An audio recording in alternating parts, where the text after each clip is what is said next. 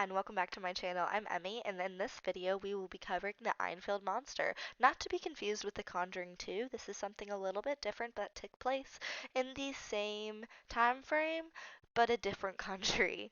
So if you are interested in looking or buying what I show you in this video, I would love if you came over to my website and placed an order. Alrighty, let's get into it. The Enfield Monster is the case we will be covering today. This story takes us back to 1973 in Enfield, Illinois. This monster was known to terrorize the town of Enfield. The sighting said he was just over 7 feet tall with 3 legs. It had gray skin and glowing red eyes. Many claimed he was similar to Bigfoot, but looked like an alien.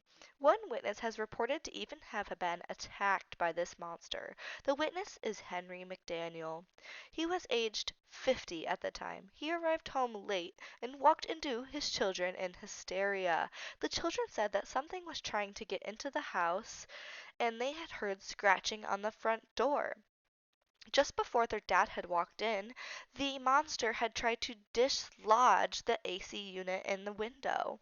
As anyone would, he tried to find reasons to be skeptical, but he noticed the AC unit was out of place. He recalls opening the door to investigate, and upon doing so, he was able to witness the monster himself. In surprise, he slams the door and rushes in his bedroom, where he kept a .22 and a flashlight. He remembers shooting the figure once he reopened the door and hearing it hiss to signify it had been shot. He tried firing 4 more shots as the monster ran away, but none of them seemed to have hit the monster. The police were called and there was no creature to be found the rest of the night, but they did find very strange tracks. These tracks were found to have 6 toe markings. McDaniel knew it was not a dog because dogs have 5 toe tracks. He was also very familiar with kangaroos, which would explain the 3rd leg, but he said that this was felt nothing like a kangaroo. He was in the military and he had lots of experience with kangaroos, so he was an expert, I would say, in this department. The only case they could tie this entire incident to was one from the night before, where a young boy was attacked by what seems to be the same creature that tried to get into the McDaniels' house. The only difference in this case was that the child had noticed red eyes instead of pink eyes and the height of the monster described.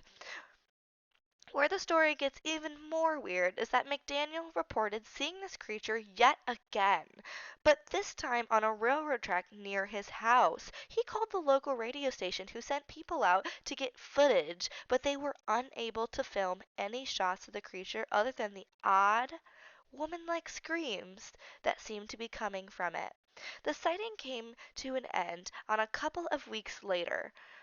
Some people believe it could be explained by UFO activity in the area. Some think it was some sort of animal, maybe an escaped kangaroo, maybe a weird dog with a 6th toe. Some think something more paranormal. I can't make the decision for you yet again, but what do you think could have explained it? Thank you so much for tuning in, and if you liked what you saw or liked what you heard, please subscribe or go follow my website or my Etsy that was linked in the slide above.